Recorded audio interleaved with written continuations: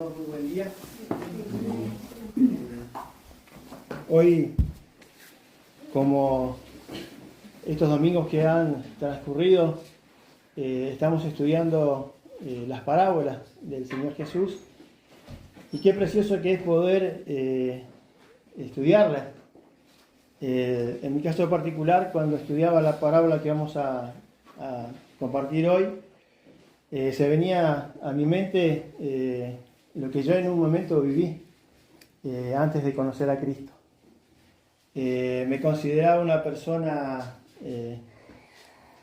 normal, una persona piadosa en cierta manera, mejor que quizás que cualquier otro. Pero jamás había tenido en cuenta con quién yo tenía que ver o compararme. Y la parábola de hoy un poco tiene que ver con eso. Les voy a invitar a ir a Lucas capítulo 18. Lucas capítulo 18, del verso 9 al 14. Lucas 18, verso 9 al 14. Son pocos versículos, pero una enseñanza muy grande. Una enseñanza que hoy puedo decir que es también bendición para cada uno de nosotros. Vamos a tener una oración antes de compartir.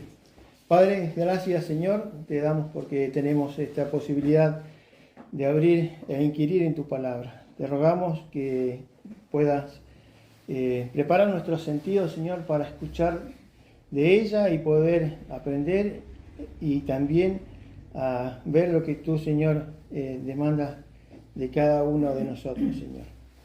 ¿Quiénes somos nosotros y quién eres tú, Señor?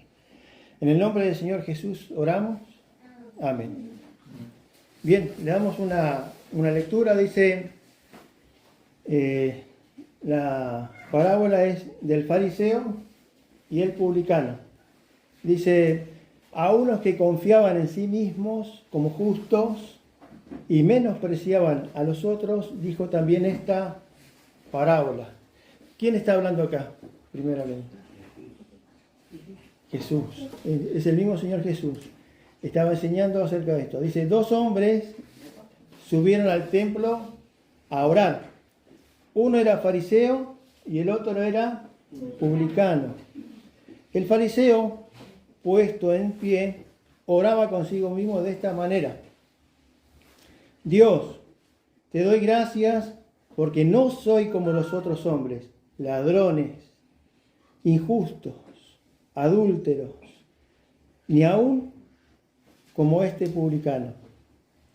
Ayuno 2 veces a la semana, doy diezmos de todo lo que gano, mas el publicano, estando lejos, no quería ni aún alzar los ojos al cielo, sino que se golpeaba el pecho diciendo: Dios, sé propicio a mí, pecador. Os digo que éste descendió a su casa, dice, justificado, antes que el otro, porque cualquiera que se enaltece será humillado, y el que se humilla será enaltecido. A primera vista podemos quizás considerar que la parábola está haciendo referencia a la oración. Si bien lo está haciendo, en realidad lo está haciendo de una manera y clara, es acerca de es una parábola de la salvación. ¿Sí? Hay 2 maneras diferentes que vemos acá de acercarse a Dios.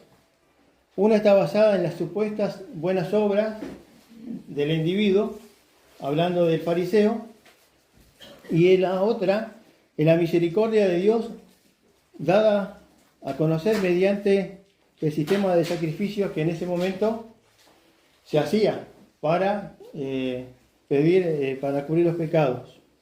Acá la palabra clave que podemos ver es la palabra justificación. ¿sí? La justificación es la palabra que nos va a responder a cómo una persona es justificada ante Dios. Y la palabra justificada, muchos escritores, entre ellos Martín Lutero, Juan Calvino y Tomás, no me acuerdo del apellido, hablan acerca de que esta palabra justificación es la bisagra de lo que es el Evangelio, porque sin justificación la iglesia no podría existir, porque si no estaríamos hablando de solamente religión, porque la justificación habla de algo, que tenemos que ser justificados ante nuestro Señor. Ahora, acá presenta un contraste muy chocante, porque al Señor Jesús le gustaba hacer eso. El fariseo, todos conocemos, era conocido porque era uno de los credos que había con más popularidad en cuanto a lo honorable, lo digo entre comillas, de la sociedad en ese momento. Y el publicano era una persona de lo más despreciada en ese momento. Si lo trasladásemos hoy a nuestro tiempo, podríamos llegar a decir, bueno, la raza política igual está un poco desacreditada hoy, pero podríamos decir un juez de la Corte Suprema con un violador. Fíjense los extremos que en ese momento había para que la gente pudiese entender esta enseñanza que transmitía a través de esta parábola.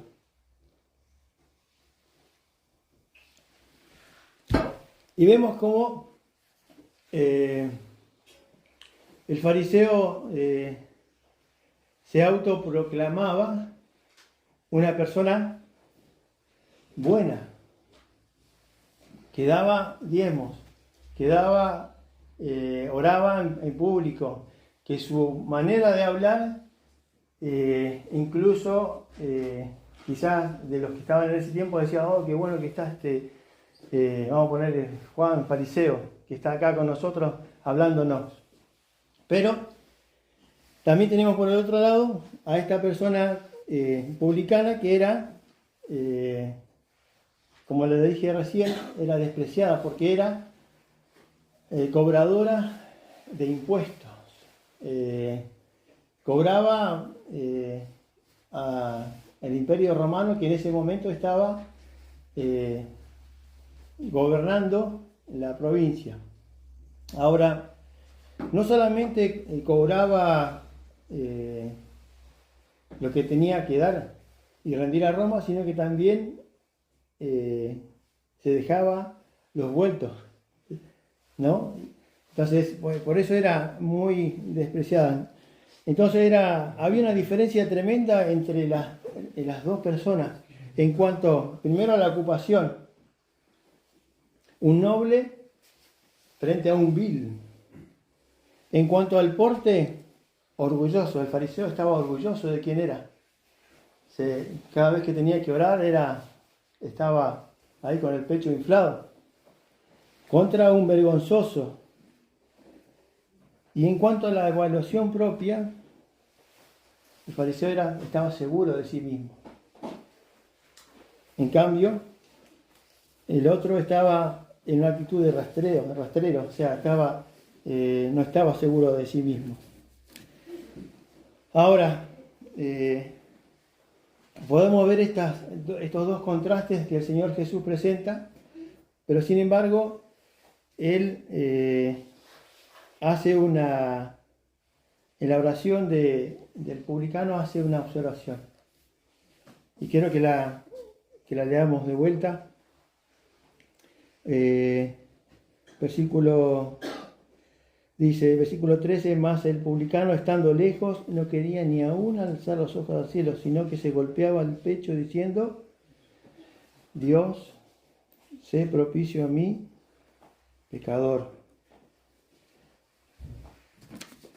Podemos decir hoy que en ambas condiciones, hoy sabiéndolo, los dos, tanto el publicano como el fariseo, eran pecadores.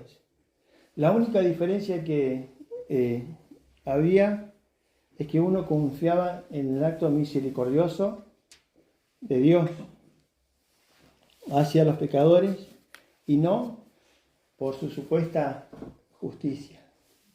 Y esto es interesante. Es interesante porque vemos acá cómo una persona puede pensar que quizás sea mejor que otra persona. Y cómo esta actitud nos lleva a pensar que somos mejores que otro y incluso hasta pretender que Dios vea eso en nosotros. Sin embargo, el centro de esta enseñanza nos lleva a ver cómo el publicano en esa oración dice: Dios, sé propicio a mí. En el versículo 13, como habíamos leído. ¿Qué quiere decir esto? Que el publicano estaba consciente o había tomado conciencia de quién era Dios y quién era él. No lo hacía un par, porque a veces lo que hacemos o hacen los cristianos es tomar a Dios como a un par, como a un amigo,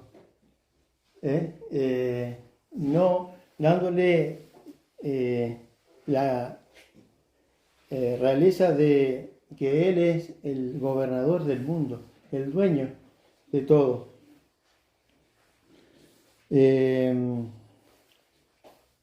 Ahora, Él era consciente de la presencia de Dios.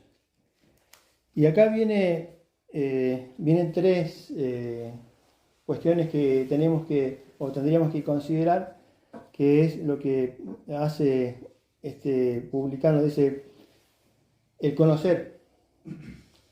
Cuando nosotros somos conscientes de la presencia de Dios, primero lo vamos a reconocer como soberano del universo y conocernos a nosotros mismos como sus súbditos en rebeldía contra Él. Pero ¿cómo decir? Pero yo no soy rebelde. Todos los días somos rebeldes. Todos los días hacemos algo que al Señor lo ofende. Por eso es que también tenemos esta posibilidad, como decía, confesando nuestros pecados. Él es fiel y justo para perdonarnos. Pero la esencia nuestra es el ir en contra de Dios. Ahora, también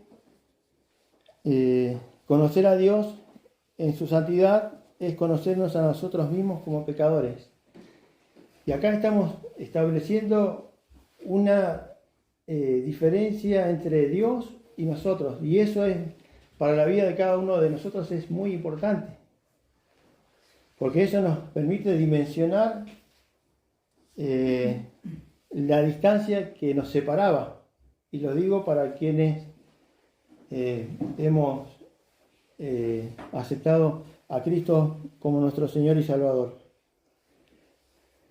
También es conocerlo a Él,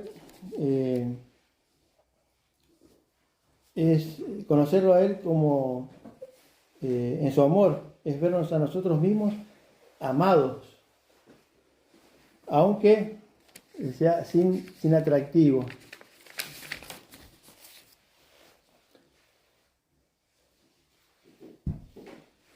Dios es el único estándar por el cual podemos medir las cosas. No podemos tener un estándar de compararnos con otras personas.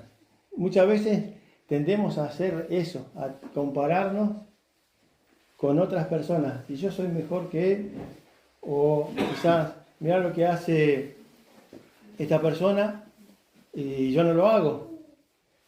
Y está lejos de ser eso. Siempre tenemos que tener como parámetro compararnos con la santidad de Dios, con la pureza de Dios. Hoy justamente hablaba Mario acerca de eso, la pureza de Dios.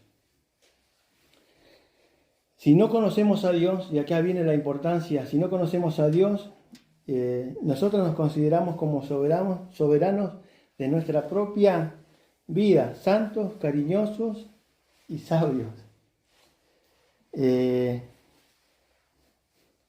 Y esto es importante y eso es lo que cada uno de nosotros debe hacer cada día y es lo que animamos a cada uno a hacer, a conocer a Dios a través de su palabra, donde ella nos va a mostrar quién es Él y quiénes somos nosotros.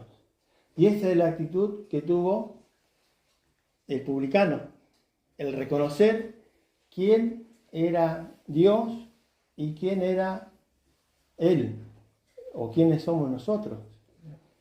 Ahora, qué importante que es esto, porque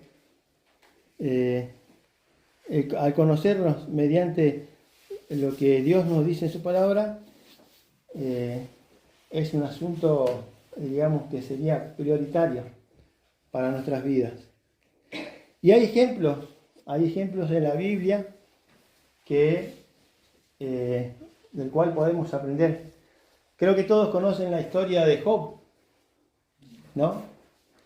Job fue considerado como un hombre justo y piadoso ante los ojos de Dios. Cuando Satanás va a la presencia de Dios, le pregunta, creo que la mayoría lo conoce, si no lo buscamos en Job, ¿sí? En Job, capítulo 1, si me acompañan. Job, capítulo 1.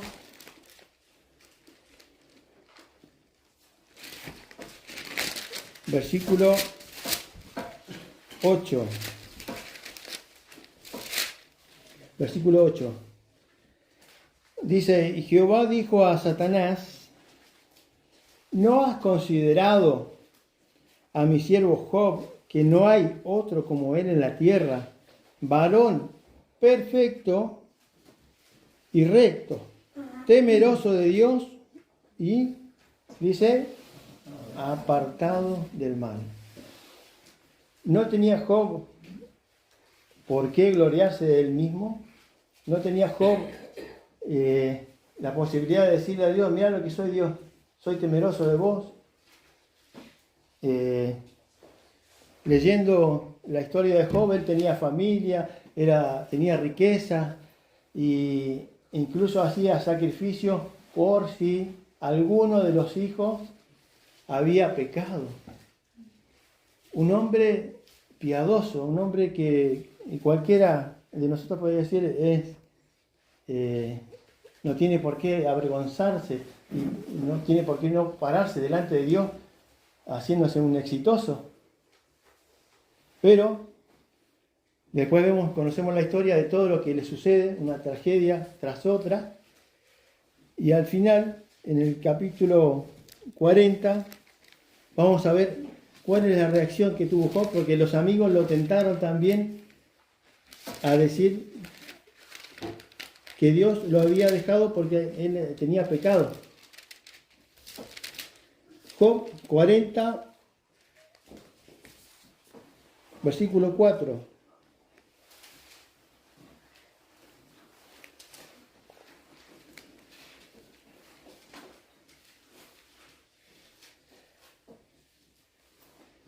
Vamos a leer el 3. Entonces respondió Job a Jehová y dijo, he aquí, dice, yo soy vil. ¿Qué te responderé ante el cuestionamiento de las preguntas que le había hecho Jehová?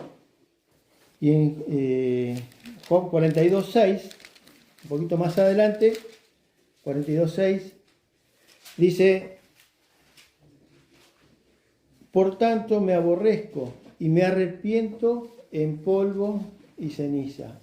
Él consideró su vida como algo al cual solamente a Dios le pertenecía. Es decir, se había ubicado en quién era Dios, a pesar de lo que él era un hombre piadoso, a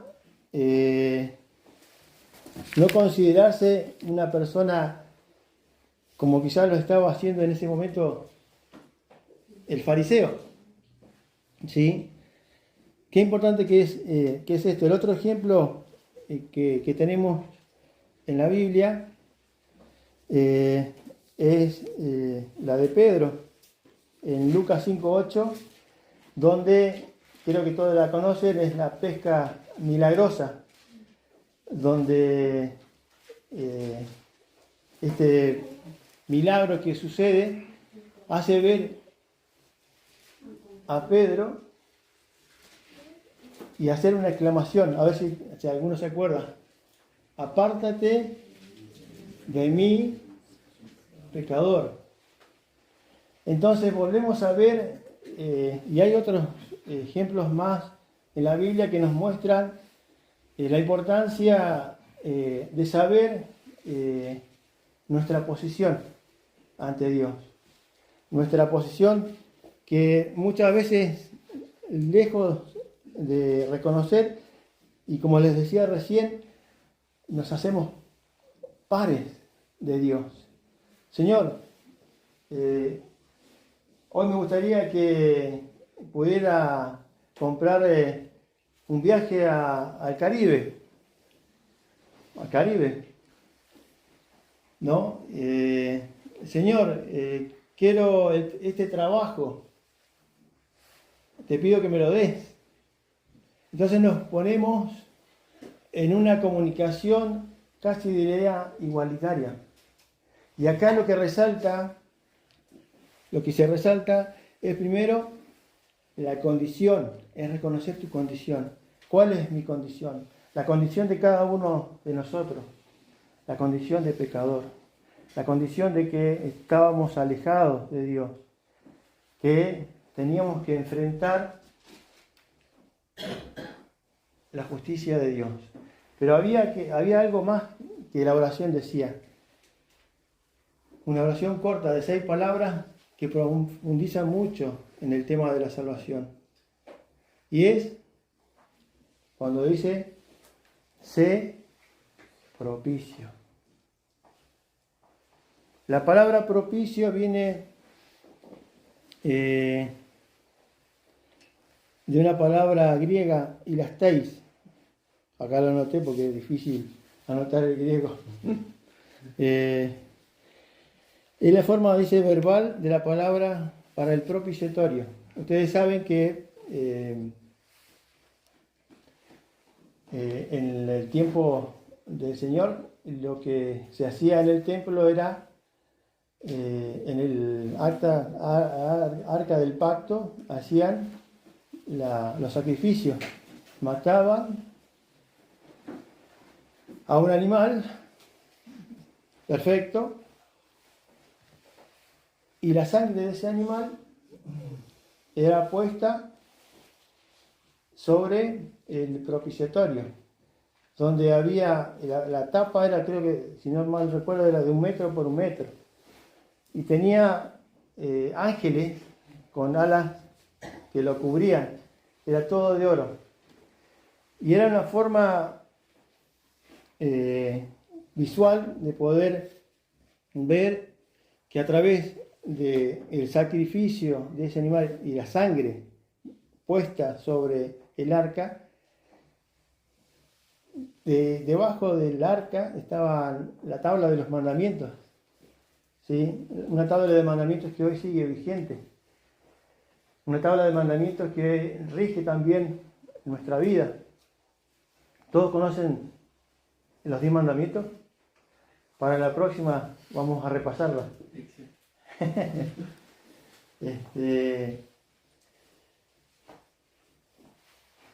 Y la justicia de Dios. Cuando era derramada la sangre, se suponía que Dios, lo primero que veía, sin estar la sangre, era que tenía que hacer justicia según los 10 mandamientos. Cuando ponían la sangre, él veía esa sangre derramada, en ese caso de un animal. ¿Y qué pasaba con eso? Él perdonaba los pecados del pueblo de Israel en ese momento. Era una anticipación de lo que iba a suceder con el Señor. Que, a diferencia de esta sangre que cubría solamente, la sangre de Cristo, lo que hizo fue perpetuamente para salvación de los que en ella iban a creer. Y eso es lo maravilloso del Evangelio, porque no depende de nosotros. Sí depende de nosotros el saber cuál es el lugar que tenemos como creación de Dios. Saber que nuestra naturaleza hoy lucha, y los que están perdidos mucho más, porque no tienen esa posibilidad de recibir, si no es a través de cada uno de nosotros, la verdad del Evangelio. Y es interesante cómo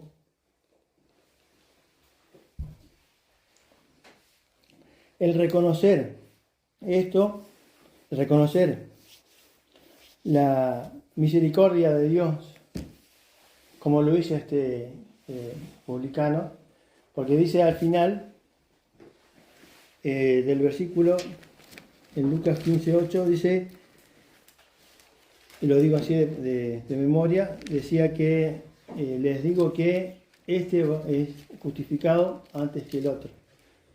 Y no está hablando de que respondió la oración enseguida del otro, sino que la justificación fue sobre el publicano.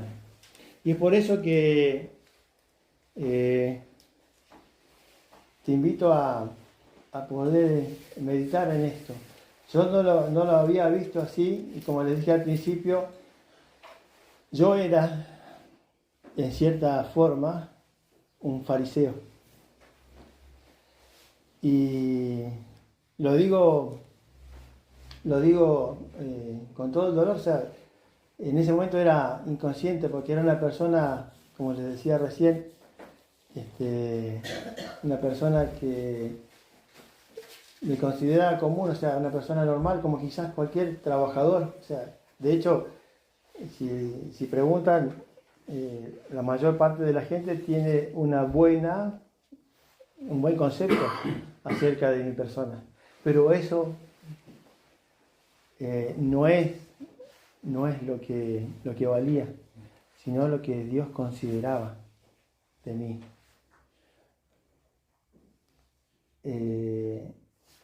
¿Estamos hechos para hacer buenas obras? Sí, eso está claro. Pero no son las obras las que nos van a primero salvar. Efesios 5:18, porque por gracia sois salvos, para que nadie se gloríe, ni se jacte. Y eso pasa también las personas, la mayoría se jacta en eso. Y ahora sí también entiendo por qué también hay personas, fíjense, hay personas que quizás son mucho más buenas personas que nosotros mismos, como cristianos. Luego decir, le falta solamente ser cristiano. Pero fíjense lo que el Señor Jesús enseña acá. La tremenda diferencia que hay en saber quién es Dios y quiénes somos nosotros. Esa comparación donde vamos a ver que como dice su palabra, no hay nadie que haya hecho lo bueno, ni nunca haya pecado. O sea, volvemos al mismo tema. Qué reiterativo que sos con ser pecador. Eso nos hace conscientes y nos hace dependientes de Dios. Y nos hace humillarnos, como lo hizo el fariseo. El fariseo estaba, en ese momento, creo que estaba, por lo que decía la palabra, el fariseo estaba en medio de toda la congregación, pero el publicano estaba mucho más lejos porque esa era la condición que tenían que tener. O sea, como era tan odiado, estaba por allá lejos, pero con un corazón constrito, con un corazón agradecido por lo que Dios, primero, reconociendo quién era Él, y segundo, lo que Dios había hecho en ese momento para Él, que era esa propiciación que en ese momento se hacía, que era del animal, sin todavía tener que el Señor Jesús todavía estaba ahí con ellos compartiendo. Así que quiero animarte a que puedas considerar una vez más, primero conocer a Dios, para saber quién sos vos. No decir quién soy yo y quién es Dios. Conocer a Dios a través de su palabra y llevarlo a esas personas que lo necesitan, sabiendo que lo que nosotros podamos llegar a hacer solamente va a ser para darle toda la gloria y honra a Dios en el servicio, en lo que podamos hacer. Que el Señor pueda bendecir su palabra, agradecer este tiempo que hemos compartido y que tengas presente esto. Conocer a Dios, saber quiénes somos e ir humillados ante la presencia de Él. Vamos a orar para terminar.